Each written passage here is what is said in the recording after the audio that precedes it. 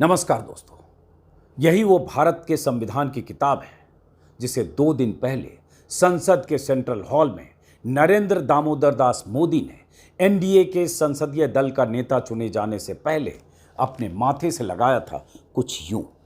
और यही वो संविधान है जिसकी कसम आज नरेंद्र दामोदर दास मोदी तीसरी बार प्रधानमंत्री बनते वक्त ले रहे हैं। यही वो संविधान है जिसकी शपथ नरेंद्र दामोदर दास मोदी पहले भी ले चुके हैं, मुख्यमंत्री के तौर पर, प्रधानमंत्री के तौर पर और आज फिर।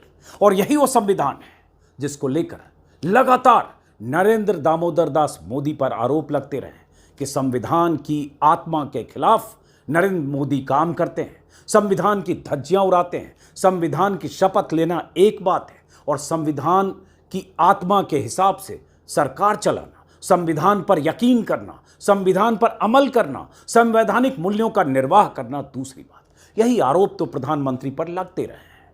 संविधान की शपथ लेते वक्त जिन शब्दों का पाठ नरेंद्र दामोदर दास मोदी ने किया है, वो शब्द आपको शब्दशः सुनाएंगे और हर शब्द की व्याख्या करेंगे। कितने खूबसूरत शब्द हैं प्रधानमंत्री या मुख्यमंत्री या मंत्री को शपथ लेता है तो, और नरेंद्र मोदी प्रधानमंत्री के तौर पर उन शब्दों का क्या खिलवाड़ करते हैं। प्रधानमंत्री के तौर पर शपथ लेते वक्त, कसम लेते वक्त जो शब्द प्रधानमंत्री पढ़ते हैं, वो शब्द क्या सिर्फ पढ़ने के लिए है? क्या उन शब्दों में उन्हें यकीन है? क्या उन शब्दों के साथ प्रधानमंत्री मोदी उन शब्दों का निर्वाह करते हैं क्या? ये भी हम उनकी शपथ को इस दोबारा सुनाते हुए इस पर भी बात करेंगे। लेकिन ये हम सब जानते हैं कि बीते 10 सालों में नरेंद्र मोदी पर बार बार ये आरोप लगे हैं संविधान को लेकर। इस चुनाव में भी संविधान को लेकर प्रधानमंत्री पर लगातार विपक्ष ने हमले किए हैं। और जिस ढंग से सरकार चलाई गई है, जिस ढंग से लोकतंत्र की धज्जियां उड़ी है, जिस ढंग से विपक्ष के खिलाफ मोर्चे खोले गए, जिस ढंग से लोकतंत्र के मंदिर से 150 सांसदों को निकालकर संविधान की धज्जियां बार बार उड़ाकर कायदे कानून पारित किए गए, ये सब दुनिया ने देखा है। पहले हम नरेंद्र दामोदर दास मोदी ने शपथ लेते वक्त जिन शब्दों का पाठ किया है उसकी व्याख्या करते हैं। उससे पहले वैसे ये भी बताते हैं कि इसी संविधान के निर्माता बाबा साहब अम्बेडकर ने कहा था, उनके कुछ शब्द यहाँ दर्ज हैं। संविधान चाहे कितना ही अच्छा क्यों न हो, यदि उसे लागू करने वाले अच्छे नहीं हैं तो संविधान निश्चय ही बुरा साबित होगा। और यदि संविधान कितना ही बुरा क्यों न हो, यदि उसे लागू करने वाले अच्छे लोग हैं तो संविधान अच्छा ही साबित होगा। क्या यह संविधान एक किताब भर है?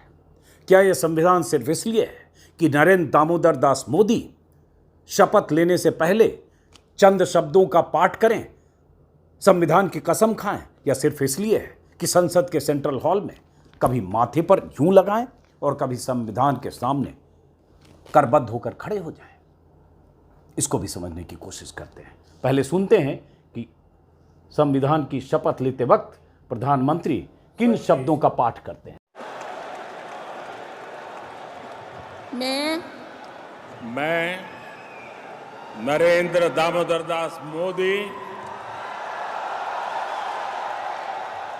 ईश्वर की शपथ लेता हूं कि मैं विधि द्वारा स्थापित भारत के संविधान के प्रति सच्ची श्रद्धा और निष्ठा रखूंगा।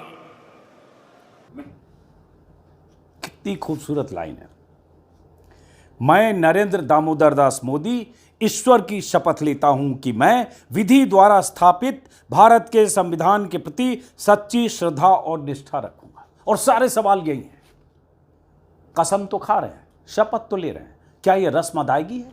अगर इसमें थोड़ा भी आपको यकीन है प्रधानमंत्री जी, तो फिर जब ये कहते हैं कि संविधान के प्रति सच्ची श्रद्धा और निष्ठा रखूंगा, तो क्या वाकई संविधान में इतनी निष्ठा आप रखते हैं?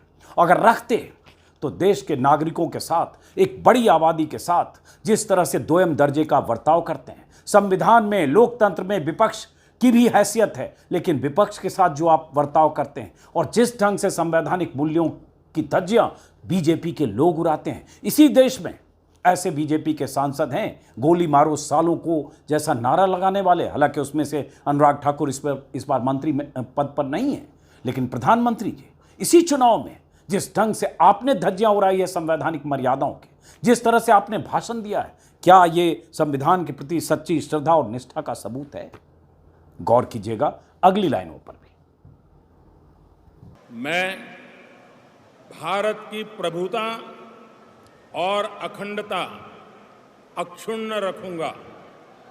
मैं संघ के प्रधानमंत्री के रूप में अपने कर्तव्यों का श्रद्धापूर्वक और शुद्ध अंतःकरण से निर्वहन करूंगा। क्या कहा उन्होंने? क्या यह सिर्फ रस्म अदायगी है? क्योंकि एक लिखित कागज है, पन्ना है, आपने पढ़ दिया, आपने भी पढ़ दिया, आपके 69 मंत्रियों ने भी पढ़ दिया और पढ़कर वहां से निकले और उसके बाद वही करना शुरू किया जो करते हैं। इसमें जब आप कहते हैं प्रधानमंत्री जी, प्रधानमंत्री के रूप में अपने कर्तव्यों का श्रद्धापूर्वक और शुद्ध अंतःकरण से निर्वहन करूंगा। शुद्ध अंतःकरण कितना खूबसूरत शब्द है। और जरा इस शब्द के मायने पर जाइए और अपनी करनी को देखिए तो सोचिए जरा कि आपका अंतर्मन कितना शुद्ध है।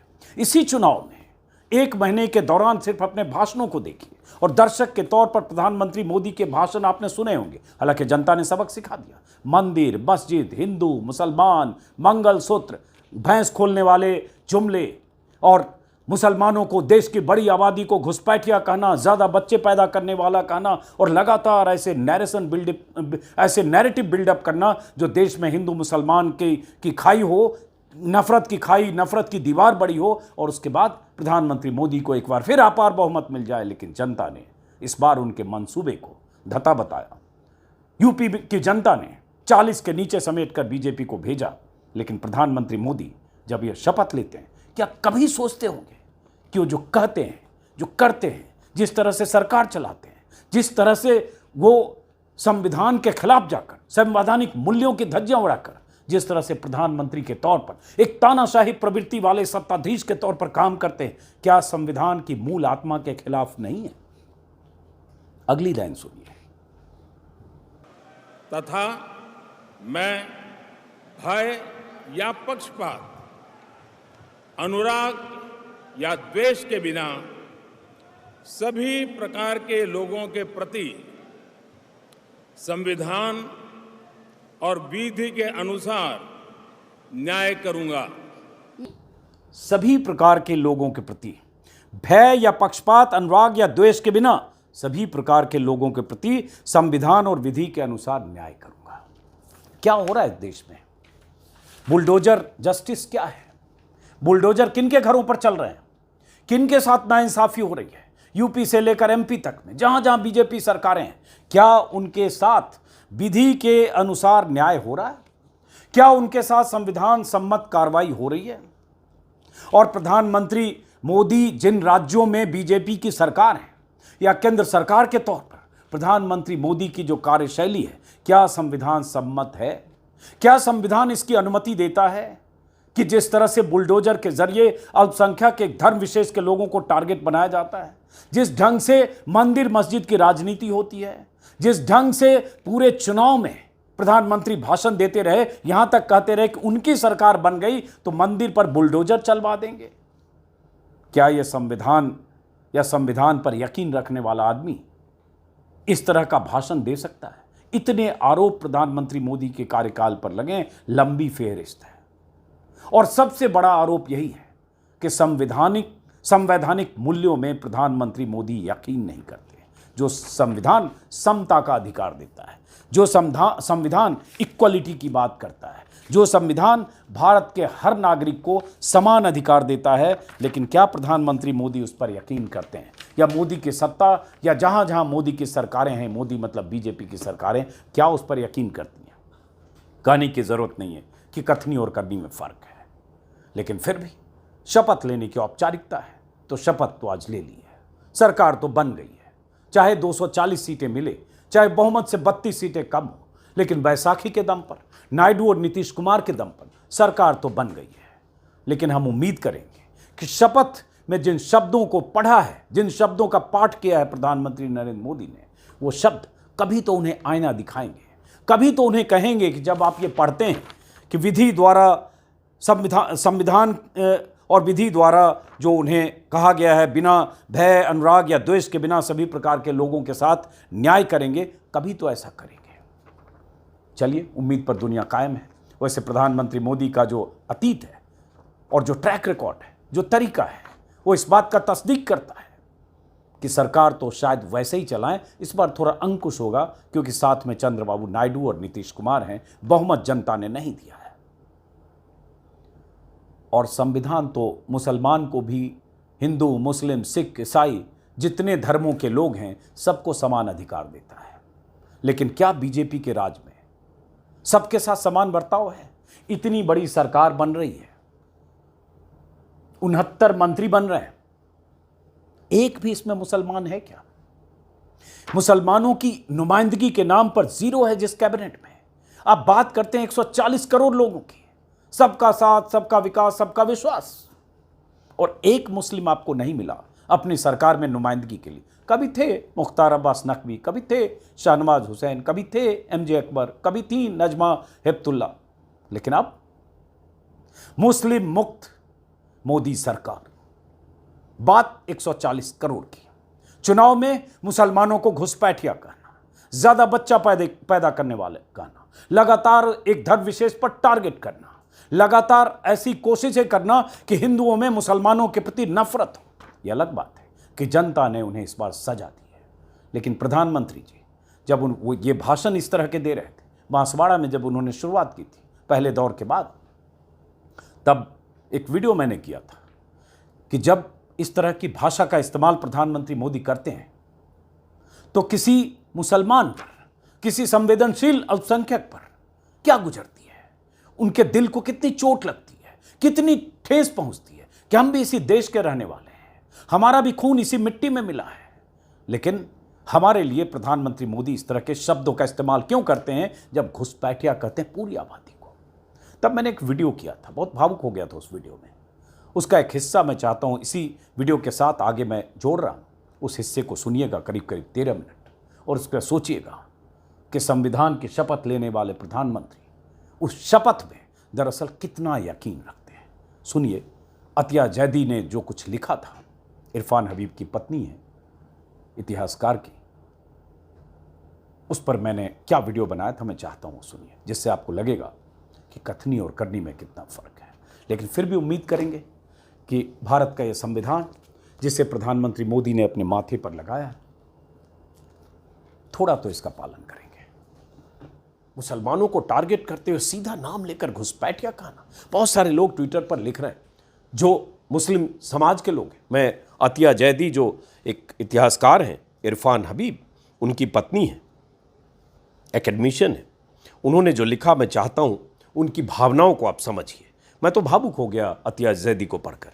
उन्होंने कुछ लोगों को टैग भी किया है और लिखा है। अतिया जैदी ने चूंकि मुस्लिम जो भी अगर एक उस समाज का जो रहा है उसकी तकलीफ का अंदाज़ा शायद बीजेपी नेताओं को होता नहीं है, इसलिए इस तरह की बात प्रधानमंत्री पद पर बैठा आदमी भी करता है। और भाषण में 140 करोड़ मेरा परिवार, 140 करोड़ मेरा परिवार, पूरा देश मेरा परिवार, हर भारतीय मेरा परिवार। और इसी भारत में तो 20 करोड़ वो लोग भी रहते हैं। मैंने पहले भी वीडियो में विस्तार से बताया, ये छद्म है, ये लफ्फाजी है, ये जुमला है, ये धोखा है। अतिया जैदी ने लिखा, Why does my PM hate me so? मेरे प्रधानमंत्री मुझसे इतनी नफरत क्यों करते हैं? सही बात है, क्योंकि वो उसी जमात, उसी धर्म, उसी कौम से हैं जिस कौम को लेकर प्रधानमंत्री मोदी ने कह दिया घुसपैठिए, ज्यादा बच्चा पैदा करने वाले हैं। अतिया जैदी ने लिखा, my grandparents played their small roles in the freedom movement. मेरे ग्रैंड पेरेंट्स ने फ्रीडम मूवमेंट में, आज़ादी की लड़ाई में अपनी छोटी सी भूमिका निभाई थी। My father served the RBI, set up NABARD, contributed to the economy. मेरे पिता ने RBI के लिए काम किया, नाबार्ड के सेटअप में भूमिका निभाई और भारत की इकोनॉमी में अपना कंट्रीब्यूशन दिया। I as an educationist work for the future of our country.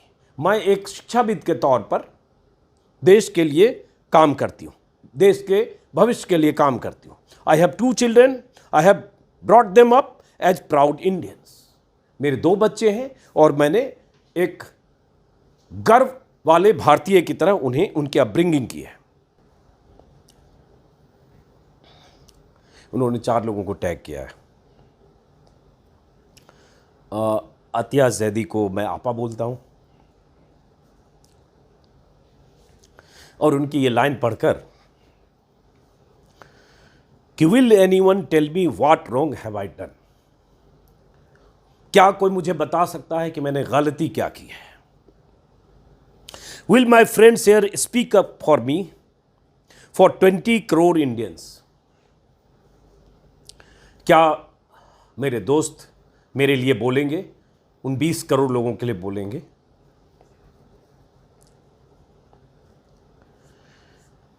मेरे शब्द नहीं है, शब्द चुप गए, भावनाएं इस तरह से मेरे शब्द के ऊपर हावी हो गई कि मुझे समझ में नहीं आ रहा।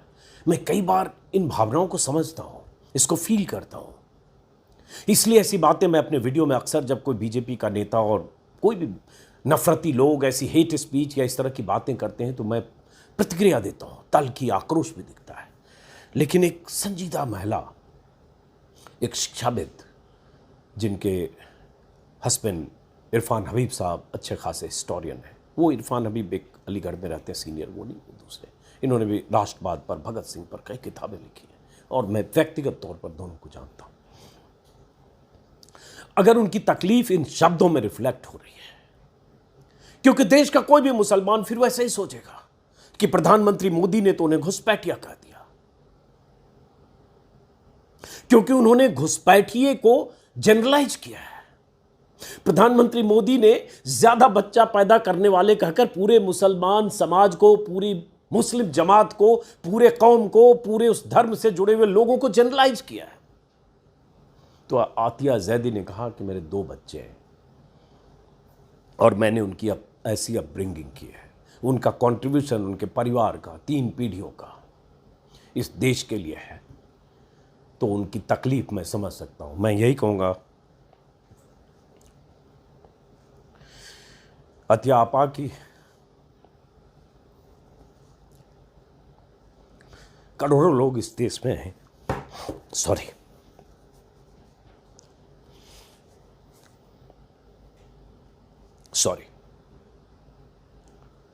तो सोचिएगा जरा कि क्या हो रहा है इस देश में।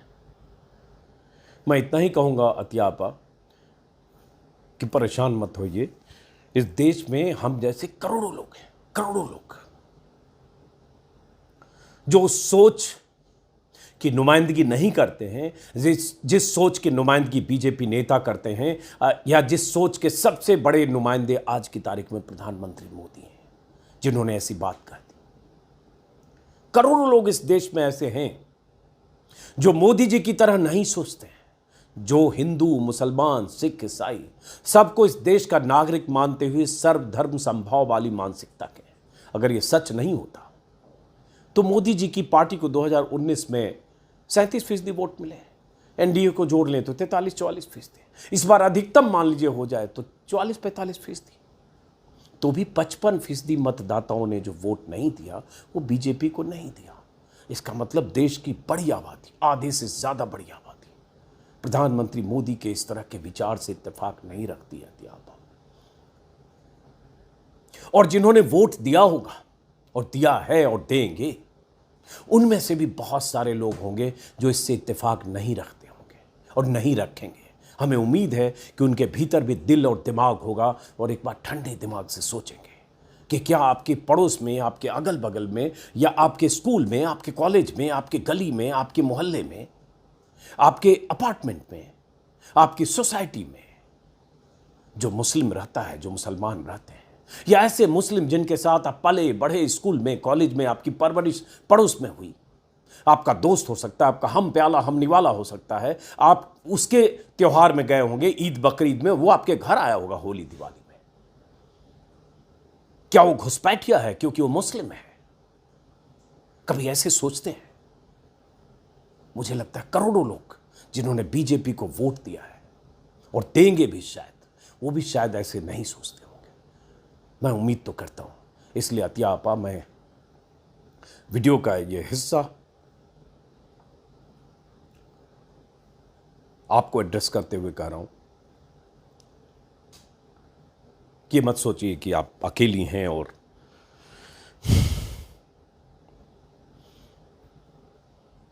ये दौर भी बीतेगा कभी न कभी।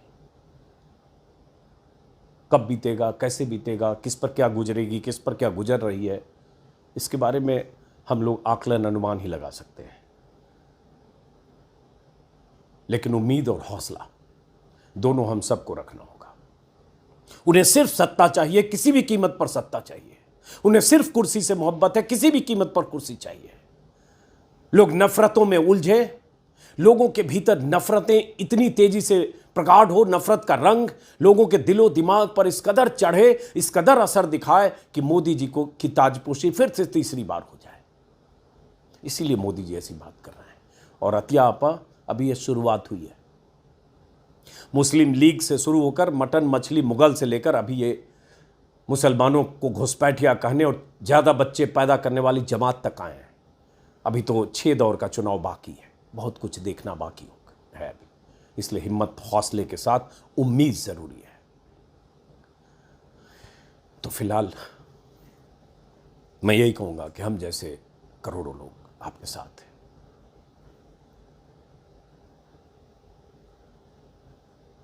मैं आपकी मनोदशा को समझ सकता हूं।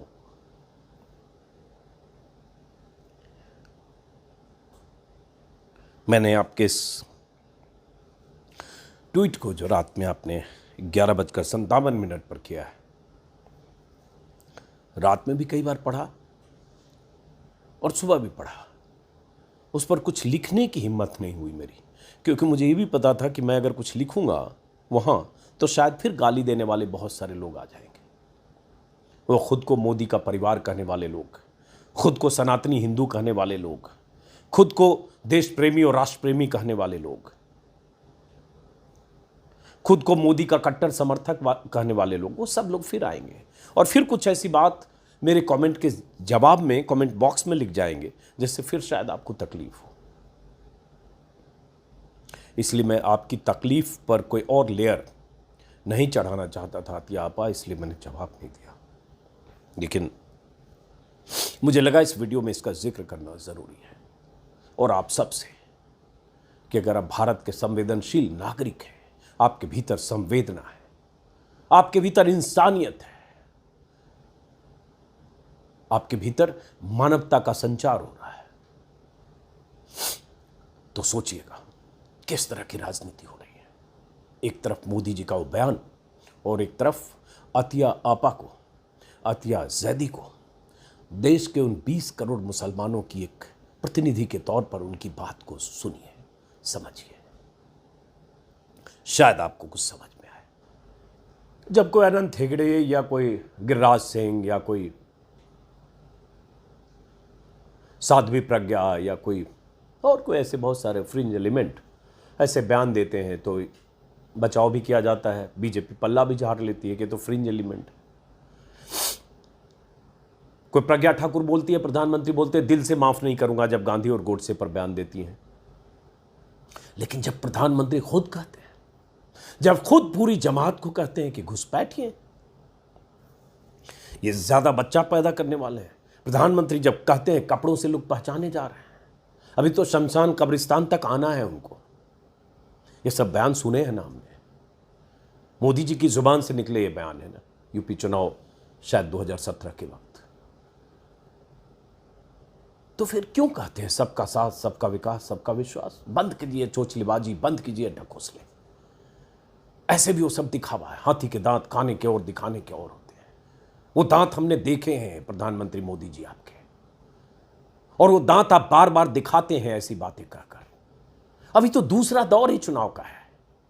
अभी तो अगर दूसरे दौर को गिन लें तो 6 दौर बाकी है। पहले इतनी हताशा, पहले दौर के चुनाव के बाद इतनी हताशा। मुस्लिम लीग से शुरू हुए, मटन मछली मुगल से होते हुए आप पूरी कौम को, पूरी जमात को, एक 20 करोड़ की आबादी को जो सदियों से इस देश में रह रही है, जिसका कंट्रीब्यूशन इस देश में किसी दूसरे जमात या दूसरे धर्म से कम नहीं है, सेना से लेकर हर क्षेत्र में देख लीजिए कंट्रीब्यूशन। अभी क्या हुआ, यूपीएससी के नतीजे आए, मुझे नंबर ठीक से याद नहीं, लगभग 50 उसमें मुस्लिम समाज के युवाओं ने यूपीएससी में स्थान पाया है। 50 या उससे ज़्यादा, मुझे नंबर याद नहीं है। वो क्या करेंगे? देश की सेवा ही तो करेंगे। और इस पर मैं क्या बताऊं विस्तार से, आप भी समझते हैं। और आपकी पार्टी में प्रधानमंत्री जी मुख्तार अब्बास नकवी और शाहनवाज हुसैन और भी कुछ लोग हैं, वो सब भी घुसपैठिए हैं, वो सब भी 4 बच्चे पैदा करने वाले हैं। वैसे 4 बच्चे पैदा करने वाले बीजेपी में, ज्यादा बच्चे पैदा करने वाले बीजेपी में सांसद और मंत्री भी। लेकिन चलिए, मुद्दा ये नहीं है, मुद्दा तो नफरत का है, मुद्दा तो एक धर्म को टारगेट करने का, और मुद्दा हिंदू मुसलमान करके चुनाव में आपको अपनी जमीन जो आपको हिलती हुई, डगमगाती हुई, खोती हुई दिख रही है, उसे हासिल करने का।